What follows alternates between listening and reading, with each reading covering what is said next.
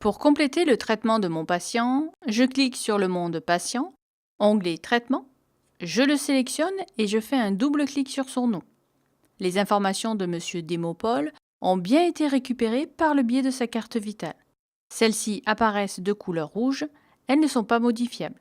Maintenant, je vais renseigner son traitement à partir de son ordonnance. Dans l'onglet Ordo, la date qui apparaît correspond à la date de prescription que j'ai renseignée sur mon lecteur. Je note le nom du médecin, Alonso, ensuite le prénom.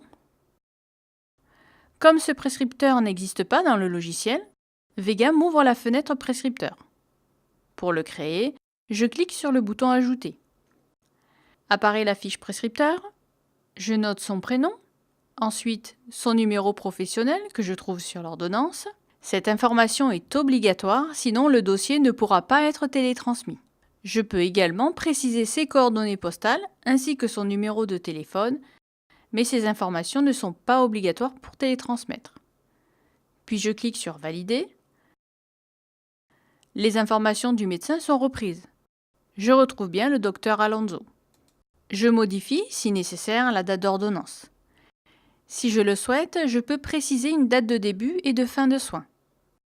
Pour télétransmettre mon ordonnance, je dois obligatoirement la numériser. Je clique sur le dessin représentant un scanner et je sélectionne Ordonnance. Si ce n'est pas une ordonnance mais une DSI, je clique sur DSI Prescription. J'insère dans le scanner mon document et je clique sur Numériser. Mon ordonnance apparaît à l'écran. Je clique sur Valider la numérisation. Un caducé me signale que cette pièce justificative a bien été enregistrée. Si les soins sont prévus à domicile, je laisse cocher à domicile. Je fais de même pour dimanche et férié. Je coche en urgence si cela est spécifié sur l'ordonnance. C'est dans ce tableau que je vais noter la cotation. Chaque ligne correspond à des soins qui sont faits en même temps avec la même fréquence.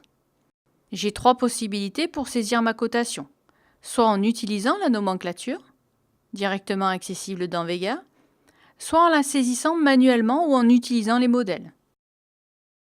Sur la première ligne, je renseigne les actes du matin. J'utilise la nomenclature générale des actes professionnels. Pour y accéder, je clique sur l'icône NGAP. Pour retrouver un acte, je peux m'aider en saisissant à cet endroit un mot-clé. Par exemple, injection. Je choisis injection intramusculaire et je clique sur le bouton Sélectionner.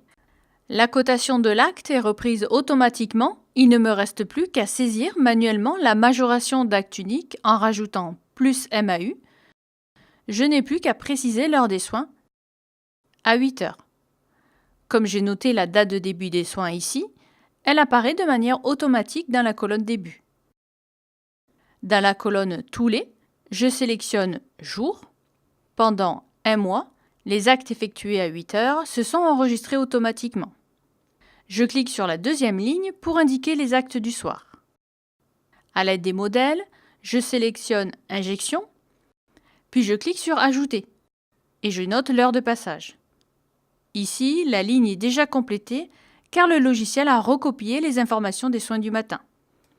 Dans l'onglet Planification, les dates apparaissent directement dans le calendrier pour les actes faits à 18 heures.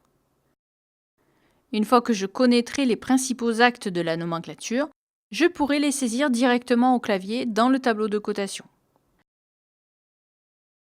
L'onglet Cadre de remboursement va permettre de définir la couverture sociale du patient ainsi que le destinataire du remboursement.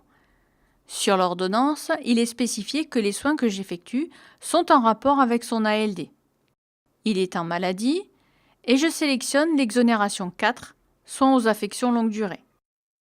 Depuis le 1er janvier 2017, je dois systématiquement proposer le tiers payant aux patients en ALD. Vega coche automatiquement la case tiers payant sur la par-caisse et c'est la caisse qui me réglera directement l'intégralité des soins. Ici, mes soins ne sont pas soumis à entente préalable. Je m'assure que l'option « Pas de demande effectuée » soit bien sélectionnée. Si mes soins sont soumis à demande d'accord préalable, il suffira de sélectionner « Pas de réponse sous 15 jours » et il est important de bien noter ici la date à laquelle je fais cette demande. Une fois le traitement complété, je clique sur Valider. Dans la liste des traitements en cours, je vois bien un traitement au nom de mon patient, Démo-Paul. Dans la colonne Cotation, je retrouve la cotation saisie. La petite voiture qui apparaît me confirme bien que les soins sont faits à domicile et ici, la date de prescription de son traitement.